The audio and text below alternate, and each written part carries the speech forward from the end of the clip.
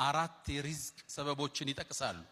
አንደኛው ቂያሙል ለይል ከሌሊቱ ተነስቶ ሰዎች ተኝተው አላህን መመሳጠር የደጋግ ባሮች ሱና ደእቡ ሷሊሒን ቀብለኩም የአላህ ባሮች ከሱብሒ 1 ሰዓት በፊት አታጣቸው።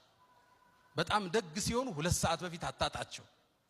ከሌሊቱ ጊዜ የሌለው ሰው ቀን ላይ ለመድመቅ እንዳያስብ። አላህ ጋር ብቻውን ሚስጥር የሌለው ሰው ትርጉም የለውም። ቀን ላይ ብቻህን ማየት ይፈልጋል አላህ እውነተኝነት።